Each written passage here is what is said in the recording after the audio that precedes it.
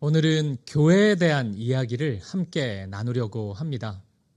성경이 교회에 대해 설명하고 있는 표현 중에 저에게 있어 가장 인상적인 표현 하나를 꼽으라면 저는 단연코 에베소서 1장 22절, 23절 말씀을 소개해드리고 싶습니다. 우리 그 말씀 같이 한번 읽어보도록 하겠습니다. 시작. 또 만물을 그의 발 아래에 복종하게 하시고 그를 만물 위에 교회의 머리로 삼으셨느니라. 교회는 그의 몸이니 만물 안에서 만물을 충만하게 하시는 이의 충만함이니라. 바울은 교회를 마치 사람의 몸처럼 설명하고 있습니다. 사실 생각해보면 이렇게 얘기해도 되잖아요. 교회는 세상보다는 좀 말씀 중심이 돼야지. 세상에서 통용되는 그런 것보다는 좀 더 성경이 말씀하는 대로 따라가는 것이 교회지, 이렇게 말해도 될 것 같고, 또 한편으로는 교회 구성원을 얘기할 때도 세상보다는 조금 더 사랑해야죠. 좀 더 마음을 모아서 한 마음으로 앞을 보고 나아가는 게 교회입니다. 이렇게 설명해도 될 것 같은데, 바울은 교회에 대해서 그 정도 수준이 아니라 매우 강력한 그림 언어를 구사하고 있습니다. 교회의 머리는 예수님이래요. 그러니까 사람의 몸을 생각해보면 머리가 명령하는 대로 몸이 움직여야 하지 않습니까? 그렇게 본다면 교회는 오직 예수님의 말씀에 따라서만 앞을 향해서 나아갈 수 있는, 움직일 수 있는 그런 존재라는 것입니다. 그리고 교회는 몸이래요. 한 몸이래요. 우리가 교회 구성원들을 보면 서로가 서로 좀 다르지 않습니까? 생각도 다르고 말도 다르고 자라온 환경 모든 것이 다 다릅니다. 그런 다름이 우리가 각각 분리된 독립적인 존재임을 증명하는 게 아니라, 몸을 생각해 보면 손과 발이 다르잖아요. 우리 그 장기를 보면 신장과 폐가 다르죠. 근데 그 다름이 분리된 것이 아니라 하나됨을 증명하는 것처럼 교회가 그렇다는 거예요. 서로의 다름이 우리가 그래서 하나이구나. 그래서 몸을 이루고 있는 한 몸이구나. 바울은 지금 그렇게 아주 강력한 언어로 설명하고 있는 것입니다. 그러면서 바울은 이 교회에 대한 지식을 두고 이 에베소서의 제일 말미에 이렇게 고백합니다. 에베소서 5장 32절이에요. 제가 읽어보겠습니다. 이 비밀이 크도다. 나는 그리스도와 교회에 대하여 말하노라. 예수님과 교회의 관계는 이게 쉽게 상상할 수 있는 이미지가 아니라는 겁니다. 매우 비밀스러운 진리인 것입니다. 실제로 바울이 교회에 대해서 이렇게 설명하기 전까지는 그 누구도 교회에 대해서 이렇게 말한 사람이 없습니다. 오직 바울만이 교회에 대해서 예수님이 그 머리이시고 우리는 한 몸이다, 이런 식으로 접근을 하고 있는 것입니다. 그러면 여러분 질문이 생기겠죠. 바울은 이거 어떻게 알았을까요? 그냥 교회를 바라보면서 이런저런 본인의 이미지로 설명을 할 수도 있을 텐데, 바울은 누구에게 이 설명을 들었을까요? 교회가 이런 곳이라고. 아니면은 어떤 가르침을 받았을까요? 바울은 어떻게 이 진리를 알게 되었을까요? 그 답이 바로 오늘 본문, 바울이 예수님과 처음 만나는 장면에 담겨져 있습니다. 지난주에 살펴본 것처럼 오늘 본문은 바울이 처음으로 예수님을 만나는 장면이에요. 바울은 교회를 유대교의 한 이단으로 여겼습니다. 그래서 그리스도인들을 핍박하고 결박하는 일에 정말 진심이었습니다. 최선을 다해서 교회를 찾아다녔고 그 사람들 감옥에 가두어 넣으려고 애를 썼습니다. 그 결과 예루살렘에서 무려 100km나 떨어진 다메섹까지 와가지고 교회 다니는 사람 잡으려고 애를 쓰고 있습니다. 바로 그때 예수님이 갑자기 나타나셔서 바울의 가던 길을 가로막으십니다. 오늘 본문은 바로 그 순간 예수님이 하셨던 첫 번째 말씀을 담고 있습니다. 바울의 길을 가로막으신 예수님은 먼저 이렇게 말씀하십니다. 오늘 본문의 4절입니다. 이 말씀 같이 한번 읽어보겠습니다. 시작. 땅에 엎드러져 들음에 소리가 있어 이르시되 사울아 사울아 내가 어찌하여 나를 박해하느냐 하시거늘. 바울을 향해서 네가 어찌하여 나를 박해하느냐, 이렇게 질문하십니다.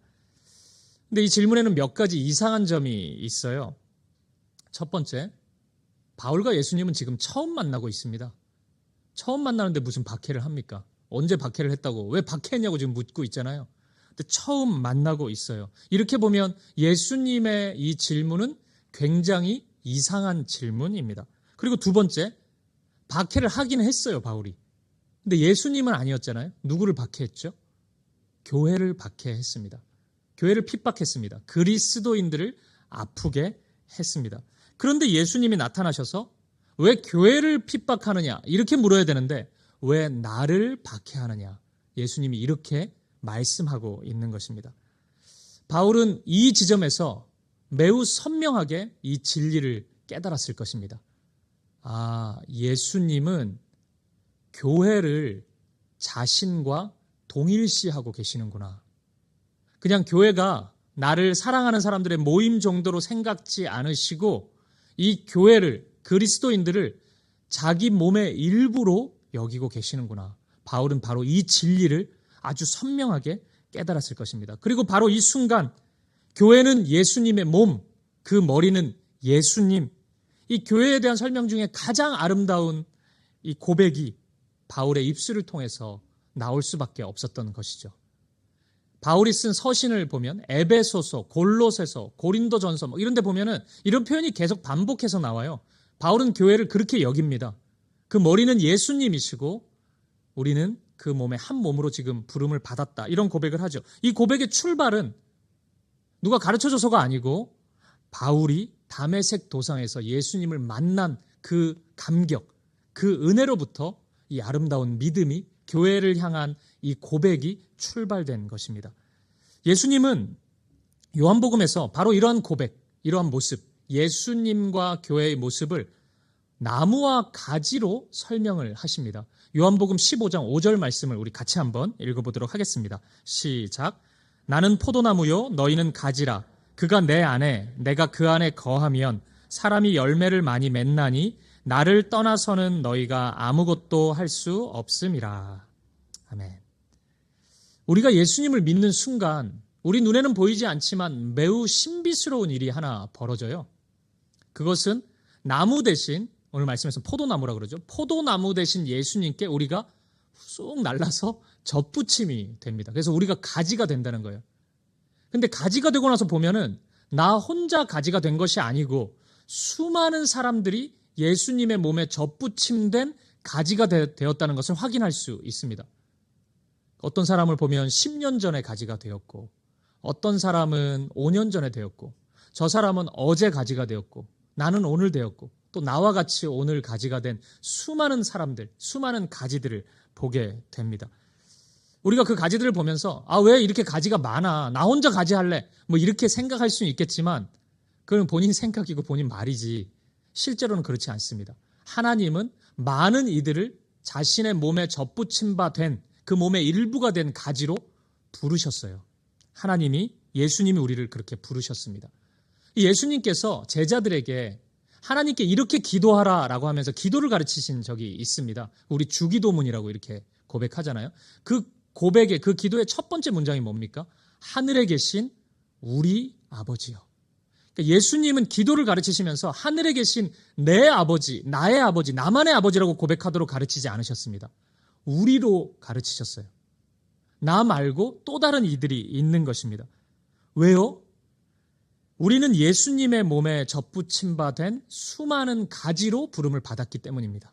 나 혼자가 아닌 우리로 부름을 받았어요. 나 혼자가 아닌 교회로 부름을 받았기 때문입니다. 잠깐 조금 어려운 교리 이야기를 매우 쉽게 설명해 드리도록 하겠습니다. 성경이 설명하는 하나님을 한마디로 표현한다면 삼위일체 하나님, 이렇게 고백할 수 있습니다. 성경이 하나님을 가리킬 때는 대체적으로 하나님 아버지를 가리킵니다. 그러니까 성부, 거룩한 아버지라고 우리가 부릅니다. 그러니까 하나님 아버지를 대체적으로 가리키는데 꼭 그런 것만은 또 아니에요. 성자, 아들 되시는 예수님을 하나님이라고 부를 때도 있습니다. 근데 또 그것뿐만 아닙니다. 성령님을 하나님이라고 부를 때도 있어요. 그럼 우리가 보면 하나님은 세 분이시구나. 성부, 성자, 성령 세 분이시구나. 이렇게 생각할 수 있잖아요. 근데 그렇게 생각하고 고백하는 순간 성경이 깜짝 놀라요. 그러면서 손사래를 치면서 그렇게 얘기하면 안 된다. 하나님은 세 분이 아니라 한 분 하나님이시다. 이렇게 우리에게 설명합니다. 분명히 세 분인 것 같은데 세 분이라고 부르지 말라 그러고 한 분이라고 부르라고 하니까 이게 좀처럼 이해하기 힘듭니다. 우리가 머리로는 이해하기 힘든 이 삼위일체를 조금이나마 이해할 수 있는 길이 하나 있는데 그것은 하나님의 사랑입니다. 잘 들어보십시오. 하나님은 사랑이십니다. 그 말은 우리보다 사랑이 조금 많다, 사랑이 많으신 분, 그게 아니고 하나님은 그 존재가 사랑이세요. 삼위로 존재하신다 그랬죠? 성부, 성자, 성령. 그러니까 성부가 성자와 성령을 엄청 사랑하세요. 그리고 성자는 성부와 성령을, 성령은 성부와 성자를 정말 사랑하십니다. 근데 그 하나님의 사랑의 성격은요, 우리가 죄인인 우리가 사랑하는 것과는 약간 다릅니다. 우리는 이기적인 사랑도 있잖아요. 나의 유익과 만족을 위한 자기 사랑도 좀 있죠. 근데 하나님은 그런 게 없어요. 하나님은 자기 안으로 들어오는 사랑이 없습니다. 언제나 밖으로 흘러가는 사랑입니다. 그러니까 성부가 성자를 사랑할 때 뭐 하는 거 봐서 사랑해주고 뭐 상황에 따라서 조금 더하고 덜하고 뭐 이런 게 없어요. 언제나 자신의 모든 것을 내어주시는 사랑으로 존재하세요. 여기서 중요한 한 가지가 있는데 이 사랑이 가리키는 방향이 있습니다. 하나님의 사랑은 언제나 일체, 하나됨을 가리킨다는 거예요. 그래서 하나님이 그렇게 존재하시는 겁니다. 삼위로 철저히 구별된 분이시지만 일체, 하나됨을 향해서 존재하고 계신 겁니다. 그래서 우리는 삼위일체 이렇게 고백합니다. 이것이 하나님의 존재 방식입니다. 더 쉽게 예를 들어 볼게요. 이 사랑이 만들어내는 열매를 생각해 보면 조금 이해하기 쉽습니다. 하나님이 이 세상의 모든 피조물을 창조하신 후에 제일 마지막에 사람을 창조하셨습니다. 남자와 여자를 창조하셨어요. 그리고 이 남자와 여자가 부부가 되게 하셨습니다. 이게 교회도 그렇지만요. 가정은 사람의 아이디어로 시작된 게 아닙니다. 사람이 그냥 이렇게 있다가 혼자 있는 거 좀 외로운데? 같이 살고 그러면 좋지 않나? 이래가지고 가정이 출발된 게 아니에요. 교회도 마찬가지잖아요. 교회도 혼자 신앙생활 하는 것보다 같이 하면 더 좋지 않나? 이래가지고 교회가 출발한 게 아니거든요. 하나님의 아이디어입니다. 교회라고 이렇게 모이게 했고 가정도 하나님이 그렇게 인간에게 만들어 놓으신 거예요. 하나님의 사랑이 첫사람 아담과 하와에게 흘러갔고 그 사랑으로 사랑하는 모습 속에서 하나님이 가정을, 부부가 되도록 가정을 이루셨습니다. 근데 그러면서 하나님이 그 사랑의 열매가 어떻게 맺혀지길 바라는지를 말씀하세요. 이게 굉장히 좀 신비스럽고 독특합니다. 그 말씀 한번 보겠습니다. 창세기 2장 24절 말씀입니다. 같이 읽어보겠습니다. 시작. 이러므로 남자가 부모를 떠나 그의 아내와 합하여 둘이 한 몸을 이룰지로다. 남자와 여자가 사랑을 해요. 근데 그 사랑의 열매가 뭐 싸우지 않고 잘 지내는 정도, 뭐 이 정도가 아닌 거예요. 한 몸이 되는 거래요. 여러분 이게 가능합니까? 저 몸 내 몸 다른데 무슨 한 몸이 돼요? 이게 어떻게 가능해요? 둘이 만나서 어떻게 한 몸이 되냐고요? 합체가 되는 거예요? 1 더하기 1이 어떻게 또 1이 돼요? 이게 말이 안 되잖아요. 문학적인 표현입니까 그러면? 그 정도로 가까이 지내라 뭐 이런 겁니까? 이게 하나님의 사랑의 성격이에요. 이게 매우 신비스러운 거예요. 그래서 바울이 비밀이라고 얘기하는 겁니다. 하나가 되는 거예요. 하나님의 사랑으로 사랑하면 그 사랑의 성격상 반드시 구별되어 있는데 하나를 향해서 나아갈 수밖에 없습니다. 하나님이 그러한 존재이시기 때문에 그분이 함께 하시고 그분의 사랑이 흘러가는 곳에는 이런 열매가 나타나는 것입니다. 따라서 가정은 하나님이 왜 가정을 허락해 주셨어요? 하나님의 사랑이 무엇인지를 보여주시기 위해서 선물로 우리에게 허락해 주신 것입니다. 물론 오늘날의 가정은 죄로 인해서 많이 파괴되었습니다. 그래서 하나님의 목적에서 멀어진 것이 분명합니다. 하지만 우리는 그런 순간에도 이 가정을 허락해 주신 이유를 분명히 기억해야 됩니다. 가정을 왜 허락해 주신 거예요? 왜 부부라는 이 제도를 하나님이 만들어 놓으신 겁니까? 둘이 하나가 되게 하는 그 하나됨을 보여주시기 위해서 우리에게 허락해 주신 것입니다. 그리고 가정과 더불어서 이 삼위일체 하나님의 하나됨을 보여주시기 위한 하나가 더 있는데 그것이 바로 교회입니다. 성경은 가정을 부부를 설명할 때 한 몸을 이야기하면서 동시에 교회를 설명할 때도 한 몸, 하나됨을 설명하고 있습니다. 가정의 목적과 마찬가지로 하나님은 교회를 통해서 하나님 당신의 사랑이 어떤 성격을 가지고 있는지 이 세상에 우리에게 보여주고 싶으신 겁니다. 서로 다른 이들이 함께 모여서 서로 사랑해요. 하나님의 사랑으로. 그러면서 서로 하나됨을, 정말 신비스럽죠? 이 하나됨을 경험하는 곳, 이것이 바로 교회입니다.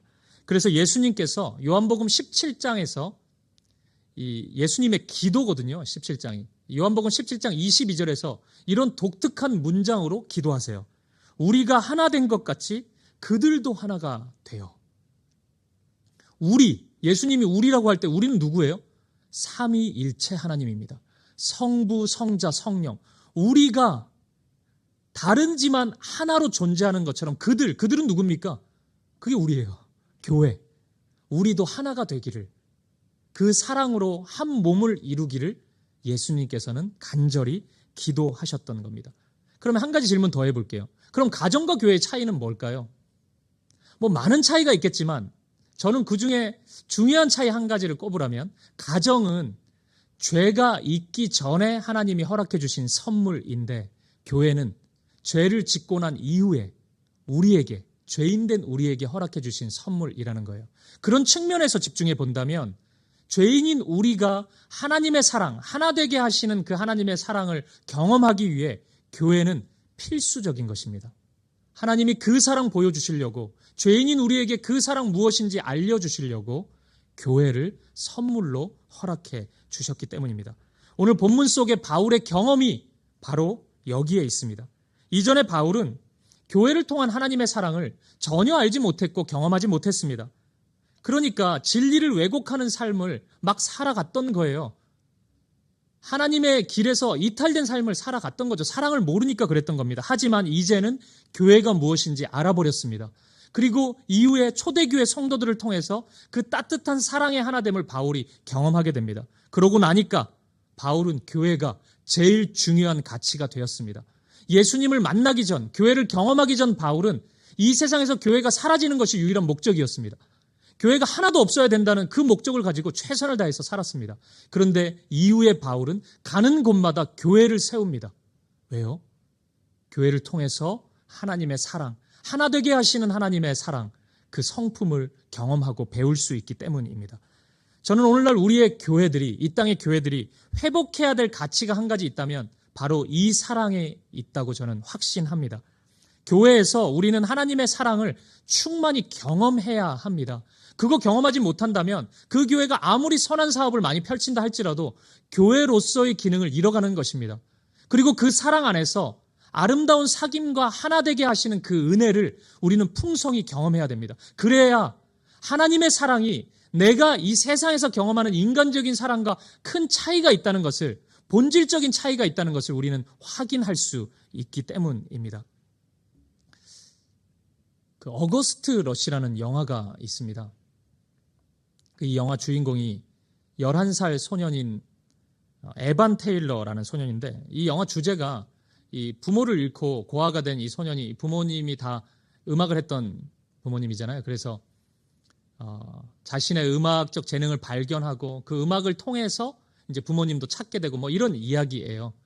근데 저는 그런 뭐 이야기의 주제보다 이 영화 속에서 굉장히 인상적인, 제 머릿속에 오래 남은 장면이 하나 있어요. 굉장히 짧은 장면인데, 이 친구가 음악적 재능이 워낙 탁월하다 보니까 줄리어드 음대에 가서 수업을 듣게 돼요. 근데 어느 날 교수가, 지도교수가 교수 회의 시간에 이 11살인 에반 테일러를 부르게 됩니다. 교수들이 쫙 앉아있죠. 에반 테일러가 11살 소년이 들어옵니다. 문을 열고 들어오는데 이 소년이 문을 열고 교수들을 바라보자마자 제일 처음 하는 말이 죄송해요. 죄송합니다. 그래요. 그러면서 뭐가 죄송하다는 거니? 이러니까 막 구구절절 이야기해요. 제가 수업 시간에 딴 생각했고 뭐 다른 악보를 그렸고 막 그런 얘기를 계속해요. 그러니까 교수가 웃으면서 칭찬하려고 뭘 제안하려고 부른 건데, 그러면서 이제 막 웃으면서 이제 넘어가는 장면이거든요. 저는 이 장면이 굉장히 오랫동안 남았어요. 이 친구가 왜 죄송하다는 얘기를 먼저 했는지 아세요? 사랑을 한 번도 경험해보지 못했거든요. 언제나 자신을 이용하려고 하는 사람만 만났지 어른, 참된 어른을 한 번도 보지 못했어요. 그냥 사랑해주고 자기를 이해해주고 인정해주는 사람을 만나보지를 못했거든요. 그러니까 이 사랑이 없다 보니까 어른들 앞에 무표정한 누군가 앞에 서게 되면 죄송하다는 얘기를 하게 되고 막 변명을 하게 되는 거예요. 저는 이 모습이 굉장히 슬프게 다가오더라고요. 사랑받지 못한 왜곡된 모습이 이럴 수 있겠구나. 너무 마음 아프다. 이런 생각이 들었습니다. 오늘날 교회를 통한 하나님의 사랑을 경험하지 못한 성도가 있다면 저는 이런 모습으로 살아갈 수밖에 없다고 확신합니다. 사랑을 알지 못하고 경험하지 못하다 보니까 정당하지 못한 생각, 정당하지 못한 말, 정당하지 못한 행동을 할 수밖에 없는 거예요. 바울이 바로 그런 사람이었습니다. 그리고 우리 또한 그런 사람입니다. 그렇게 보면 우리 모두는 진정으로 교회가 필요한 사람입니다. 저는 우리나라에 오신 선교사님들이 교회를 세우고 100수십 년 전에 교회를 이 땅에 가르치고 하면서 참 아름답게 사역하셨는데 실수한 것 한 가지가 있다고 생각합니다. 이 교회라는 단어는 성경 언어인 헬라어의 에클레시아라는 단어를 번역한 건데 그걸 한자어로 번역하면서 이 교를 가르칠 교를 사용하셨어요.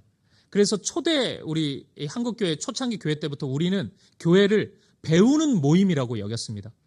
물론 전혀 틀린 말은 아닙니다. 교회 안에서 우리는 진리를 배워가야 되기 때문이죠. 하지만 성경이 말하고 있는 에클레시아의 본질적인 의미를 다 담고 있지는 않습니다. 오히려 저는 이 가르칠 교를 사귈 교로 바꿔야 된다고 생각해요. 왜냐하면 그게 에클레시아거든요. 하나님의 사랑을 경험하고 그 사랑으로 서로 교제하고 사귀면서 하나됨을 경험하는 것, 그게 더 우선적인 교회의 본질이기 때문입니다.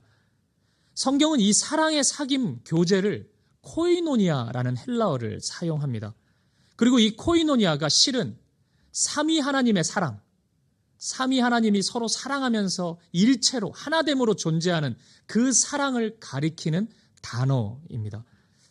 제가 축도할 때 바울의 축복 기도를 따라서 축복 기도를 제가 하잖아요. 예배 후에 주 예수 그리스도의 은혜와 하나님 아버지의 사랑과 성령님의 아름다운 사귐이, 제가 항상 이렇게 얘기하죠. 여기서 이 사귐이 코이노니아입니다. 하나님의 사랑이에요. 성경은 이 단어를 교통, 교제, 충만 다양하게 번역을 해요. 그래서 우리가 다른 교회 가보면 목사님들이 성령 하나님의 교제, 교통, 충만하심의 역사가 굉장히 길게 얘기하잖아요. 근데 이게 다 같은 단어예요. 코이노니아입니다. 코이노니아. 사귐이에요. 사귐. 하나님의 그 사귐, 그 사랑에 하나 되게 하시는 그 사귐이 출발되어서 우리 가운데 흘러온 것입니다. 그 사랑의 사귐이 우리 가운데 있기를 원합니다. 라고 축복기도 하는 거예요. 교회는 당연히 그런 곳이어야 되기 때문에 그 사랑이 우리 가운데 넘치기를 바랍니다. 그게 축복의 기도입니다. 결국 이 땅의 모든 교회는 코이노니아의 교회가 돼야 됩니다. 사귐의 교회가 돼야 됩니다. 왜냐하면 우리 하나님이 코이노니아의 하나님이시고 사귐의 하나님이시기 때문입니다. 물론 어떤 분들은 여기까지 이해가 된다 하더라도 실제 교회의 구성원으로 들어와서 그러한 깊은 하나 되는 사랑을 실천하는 것에 있어 매우 두렵고 불편한 마음을 가진 분들이 있을 수 있습니다. 특별히 교회에서 받은 상처가 큰 분들은 더욱 그럴 수밖에 없습니다. 일전에 제가 수요 예배 때 한번 말씀드린 것처럼 저 또한 신앙생활 가운데 교회에서 받은 상처가 정말 컸습니다. 제가 학창시절 제가 섬겼던 교회는 두 편으로 갈라져서 아주 심각하게 싸웠습니다. 사람이 온 힘을 다해서 싸우는 것이 이런 것이구나 제가 확인하였어요.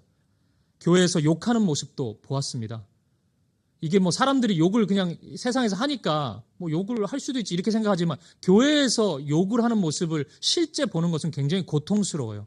그리고 담임 목사님에게 폭력을 행사하는 모습도 저는 앞에서 보았습니다. 제가 받은 상처와 아픔은 이루 설명할 수 없어요. 굉장히 오랫동안 이 아픔이 지속되었습니다. 제가 그래서 이 아픔을 알아요. 교회에서 받은 아픔이 그것을 극복하고 쉽게 사랑을 실천하고 누군가에게 그 담을 넘어서 사랑하는 관계로 나아갑시다. 이것이 얼마나 어려운지 저는 추측하지 않고 제가 실제 경험을 통해서 알고 있습니다. 특히 목회자를 통해서 받은 상처는 더욱 오래 간다는 것도 알고 있습니다. 목회자에게 하나님 나라의 가치가 아니라 매우 인간적인 욕망과 욕심이 막 뿜어져 나오는 모습을 보면은 그 모습이 우리가 그냥 그럴 수 있지라고 하면서 넘어가기에는 굉장히 오랫동안 우리의 삶 가운데, 마음 가운데 남아있다는 것을 제가 잘 알고 있습니다. 제가 가끔 그리스도인 청년들을 만날 때가 있습니다. 우리 교회 청년들 외에. 근데 제가 그렇게 만날 때 굉장히 부끄럽고 수치스러운 감정을 느낄 때가 있어요. 어떨 때냐면 청년들이 본인의 아픔을 참아가면서 목회자의 잘못과 어두움을 이해하려고 애쓸 때입니다. 목사님, 목사님도 사람이니까요. 제가 충분히 이해해야죠. 제가 견뎌내야죠. 이런 얘기할 때 제가 그 순간 가장 슬프고 힘들고 수치스러워요. 왜 어린 청년이 목사를 이해해야 됩니까? 목사가 이해를 해야지. 성도가, 청년이 조금 감정에 상황이 너무 힘들어서 좀 실수하더라도 목회자가 이해를 해주면 좋겠는데 왜 목회자는 이해를 못하고 왜 성도는 자꾸 이해를 해요? 목사님도 사람이니까 그럴 수 있지. 목사님도 털어서 먼지 날 수 있지. 젊은 시절이니까 그럴 수 있었겠지. 그렇게 이해해 주시는, 저도 저에게 그렇게 이해를 해 주시는 거 좋은데 저는 그런 얘기, 특히 청년들한테 그런 얘기 들을 때마다 너무 힘들어요. 왜 그렇게 견디면서 신앙생활을 해야 되는지 굉장히 고통스럽고 아픕니다. 혹시 이 자리에도 목회자 때문에 받은 상처와 아픔으로 힘들어하는 분들이 있을지도 모르겠어요. 또 그게 저인지도 모르겠습니다. 그게 목사님입니다 이렇게 얘기하면 또 더 힘든데 저도. 제가 목사로서 사과하고 싶습니다. 기도해요. 우리 교회에서 그런 모든 아픔이 치유되고 회복될 수 있기를, 진짜 하나님의 사랑이 무엇인지를 경험할 수 있기를 날마다 기도합니다. 저는 우리 사김의 교회가 이곳에 세워진 이유 중에 하나가 여기에 있다고 분명히 믿습니다. 저는 우리 교회 등록하신 분들 중에 많은 분들이 여기 교회를 마지막 교회로 생각하고 왔다는 그 고백을 여전히 마음속에 새기고 있습니다. 여기도 아니면 내 신앙이 이제 끝이 날 수도 있다는 그 고백을 저는 언제나 기억하고 마음에 새깁니다. 그리고 기도해요. 저도 기도합니다. 우리 사김의 교회가 진짜 마지막 교회가 되었으면 좋겠어요. 지상에서, 이 땅에서 경험할 수 있는 마지막 교회. 저에게도 이 교회가 마지막 교회가 되고 여러분들에게도 마지막 교회가 되기를 간절히 소망합니다. 이 교회 안에서 이 교회가, 이 사김의 교회가 주님이 허락해 주신 내 몸의 일부임을 확인하고 기억하고 사랑을 충만히 경험할 수 있었으면 좋겠습니다. 사랑하고 그 사랑의 열매인 하나됨을 날마다 경험하는, 그냥 성경 읽다가 머리로서 이해하는 것이 아니라 교회는 원래 이런 곳인데 나는 한 번도 못 봤구나, 이런 고백이 아니라 여기서 내가 그 사랑과 하나됨을 경험하고 있습니다. 이렇게 고백할 수 있는 이 교회가 되기를 간절히 소망합니다. 사랑의 성격 하나만 더 말씀드리고 싶습니다. 바울은 사랑을 이야기할 때 자주 쓰는 표현이 사랑의 수고입니다. 사랑에는 수고가 동반돼야 된다는 것이 바울의 인식이었어요. 사랑에 대한 이해였습니다. 교회의 사랑도 다를 바 없죠. 교회에서 사랑할 때도 이런 수고가 필요하다는 것을 바울은 이야기합니다. 교회의 머리 대신 예수님이 저와 여러분을 사랑하실 때를 생각해 보십시오. 예수님이 우리를 사랑할 때 그냥 사랑한다 말만 하셨습니까? 그렇지 않으셨죠. 우리의 죄를 대신하여서 십자가에 친히 못 박혀 죽으셨습니다. 그 자기를 내어주시는, 자기 목숨을 내어주시는 모습을 통해 예수님이 우리를 얼마나 사랑하시는지를 친히 증명해 보이셨습니다. 우리에게도 그런 순간 찾아올 때 있는 거예요. 내가 사랑한다고 할 때 그 사랑의 수고, 그 사랑의 아픔이 우리에게 따라올 때가 있는 것입니다. 근데 여러분 기억하십시오. 그 사랑의 수고와 아픔을 견뎌내는 그 인내를요, 우리가 애를 써가지고 만들어내는 것이 아닙니다. 하나님이 허락해 주세요. 하나님이 그것을 견뎌낼 수 있는 인내를 우리에게 허락해 주십니다. 그분께서 그렇게 사랑할 수 있는 힘과 능력과 은혜를 우리에게 허락해 주신다는 사실을 분명히 기억하시기 바랍니다. 저의 이야기입니다. 오래전에 어느 성도님이 굉장히 어려운 일이 있으셔서 누구보다 그 성도님을 위해서 많이 기도하고 성도님을 만나고 신방했던 기억이 있습니다. 다른 성도님들에 비해서 더 많이 만난다는 좀 불편함도 있었지만 그만큼 어렵고 힘들었으니까 그렇게 해야지 그런 마음으로 섬겼습니다. 그런데 시간이 한참 흐르고 그 성도님이 저에게 보여주었던 반응은 좀 놀라움이었습니다. 어쩜 그렇게 목사가 무관심할 수 있냐, 이거였습니다. 어떻게 그렇게 찾아오지 않고 이야기하지 않고 마음을 보여주지 않을 수 있냐, 이런 섭섭한 반응이었습니다. 저 굉장히 힘들었어요. 이분이 기억을 못하시나? 내가 어떻게 성도님을 섬겼는지를 전혀 기억을 못하시나? 참 마음이 힘들었어요. 마음이 무너지는 경험을 했습니다. 불면증에 시달리기도 하고 저에 대한 이야기가 또 다른 성도님을 통해서 전해질 때는 정말 무너지는 경험을 했습니다. 근데 하지만 주님이 힘을 주시더라고요. 시간이 흐를수록 내가 먼저 사과해야 되겠다. 내가 잘못했다고 이야기해야 되겠다. 내가 조금 더 애쓰고 조금 더 사랑을 표현해 줄 수 있는데 내가 그렇지 못했으니까 그 부분을 사과해야 되겠다. 그런 용기를 주시더라고요. 그래서 결국 그 성도님을 찾아뵀습니다. 그리고 내가 잘못했노라고 이야기했습니다. 죄송하다고. 더 사랑할 수 있었는데, 더 마음을 다해서 섬길 수 있었는데 그러지 못한 것 같다고 고백했습니다.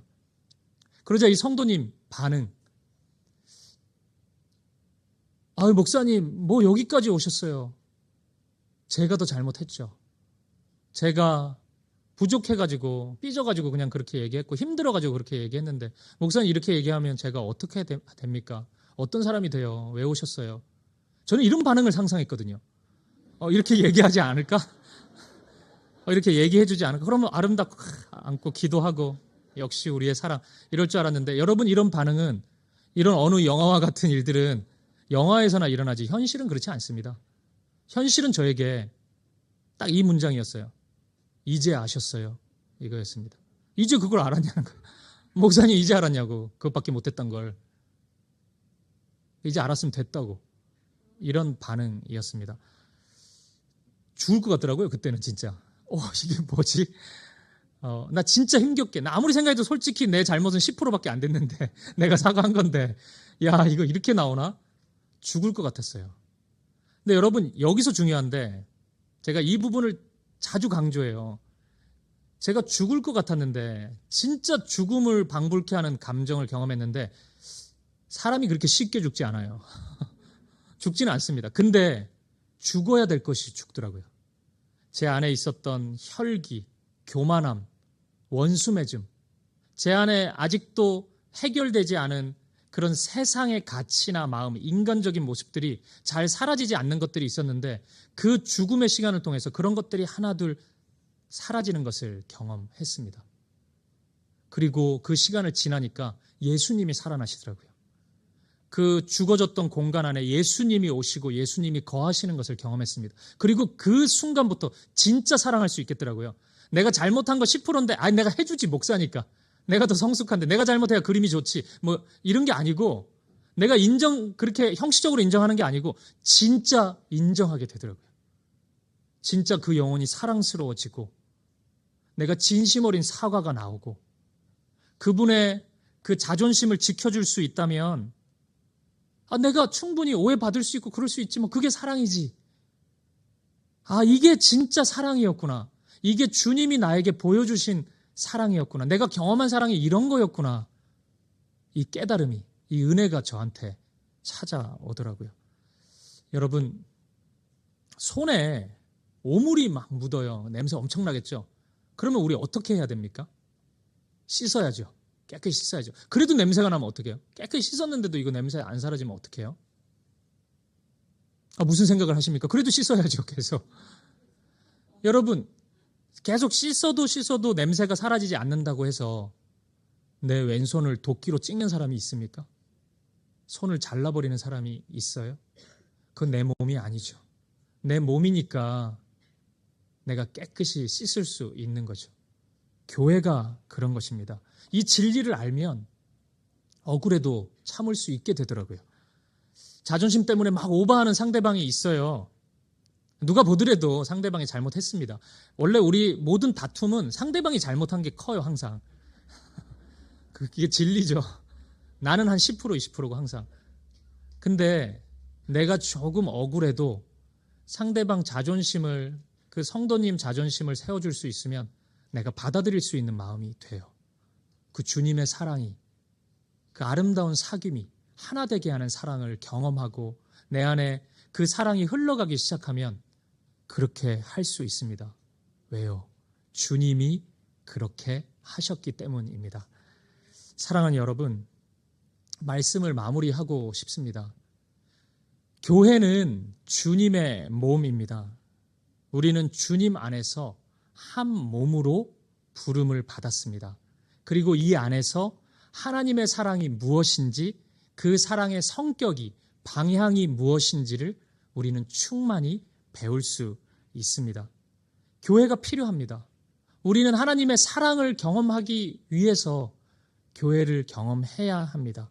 그리고 모든 교회는 단순히 건물로서 존재하는 교회가 되어서는 안 되고 반드시 사귐의 교회가 되어야 합니다. 네덜란드의 유명한 그 신학자이자 목회자인 아브라함 카이퍼라는 분이 있습니다. 이분은 천재 같은 분이에요.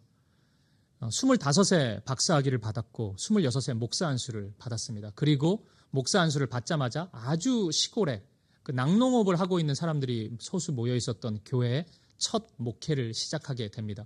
똑똑하고 학위까지 받고 그러니까 얼마나 많은 진리를 강단에서 쏟아냈겠습니까? 굉장히 어렵게 길게 막 설교한 거예요. 막 삼위일체가 어떻고 막 계속 얘기를 한 겁니다. 근데 성도들이 막 그 살아있는 눈빛으로 말씀을 들은 거예요. 그러니까 더 용기가 난 거죠. 조금 알아듣는구나 이분들이. 그러면서 더 막 어렵게 설교하고 이야기를 한 거예요. 그러던 어느 날 예배가 끝나고 나서 성도들이 335 모여서 기도하는 모습을 이 아브라함 카이퍼 목사님이 보게 돼요. 이야, 진짜 이제 변화가 일어나는구나. 내 설교가 역사하는구나. 이제 이게 깨닫고 막 기도까지 하고 막 간절히 기도하니까 이게 변화가 일어나는구나. 그렇게 생각했어요. 그리고 어느 순간에는 그 기도가 너무 궁금해지는 거예요. 그래가지고 예배가 끝나고 기도하는 분들 옆에 살짝 가서 기도의 내용을 들어보기 시작했습니다. 근데 그 기도의 내용을 듣고 충격을 받아요. 그 기도가 그분들이 간절히 예배 후에 기도하는 것이 이 아브라함 카이퍼 목사님을 위해서 기도하고 있는 거예요. 우리 목사님이 저렇게 어렵게 얘기하는 거 본인은 무슨 말인지 모르는 것 같은데 목사님이 잘 이해할 수 있도록 사랑을 막 얘기하는데 목사님 자체가 사랑이 뭔지 경험해보지 못한 것 같은데 우리 교회 안에서 그 사랑을 충만히 그 하나 되게 하시는 사랑을 그게 진짜 뭔지 경험할 수 있도록 우리 목사님이 그 하나님의 사귐을 알아갈 수 있도록 그렇게 기도하고 있었던 거예요. 아브라함 칼페 목사님이 훗날 그 두툼한 그 농사 짓는 분들 성도들의 모습 손을 이야기하면서 그 농사 짓는 분들의 손을 보면서 그분들이 보여준 섬김을 통해서 내가 하나님의 사랑을 보았다. 내가 이 교회에서 예수님의 사랑이 무엇인지를 경험했다. 이렇게 고백합니다. 저도 사역의 경력이 이제 20년 가까이 되어 가고 있어요. 사역했던 일들이 많이 떠오르고 많은 분들도 가끔씩 떠오를 때가 있습니다. 근데 참 재밌는 게 어떤 설교나 설교 제목, 설교의 메시지 이런 것들은 생각보다 별로 떠오르지 않아요. 그냥 20대 때 제가 20대 10년을 혼자 살았는데 그때 그 작은 교회에서 그 혼자 사는 청년들 불러가지고 항상 그 돼지국밥을 사주신 장로님이 있으세요. 그분이 한 번씩 떠올라요. 잘 지내고 계시나? 이런 게 떠오르고 그냥 청년들 불러 모아놓고 만둣국 끓여주신 권사님 떠오르고 여러분 이 떠오름이 그 만둣국이 뭐 세상에서 제일 맛있는 만둣국이어서 그렇겠습니까? 그렇지는 않은 것 같아요. 그분들이 보여준 사랑, 섬김 그리고 그 사귐의 하나됨이 무엇인지를 제가 그때 하나하나 경험했기 때문에 그 은혜 때문에 그분들이 떠오르는 것 같습니다. 사랑하는 여러분, 여기는 성경학원이 아니에요. 여기는 찬양학교도 아닙니다. 그리고 여기는 우리가 뭐 제자훈련의 목회 철학을 가지고 있다 그래서 무슨 제자훈련소 그것도 아닙니다. 여기는 어디예요? 여기는 교회입니다. 하나님의 사랑으로 서로 사귀고 하나됨을 이루어가는 사귐의 교회입니다. 이 학기가 시작되었습니다. 여러분의 서 있는 자리에서 더욱 사랑해 보십시오. 힘들면 예수님의 사랑 붙잡고 그분 보여주신 사랑 안에서 조금씩 더 사랑해 보십시오. 그리고 더욱 하나됨을 경험해 보십시오. 그 사랑이 우리를 서로 간의 하나됨으로, 사귐의 하나됨으로 인도할 것입니다. 그 하나됨의 은혜가 이 학기 걸음걸음마다 우리 사귐의 교회 안에 가득 넘치기를 주님의 이름으로 간절히 축원합니다.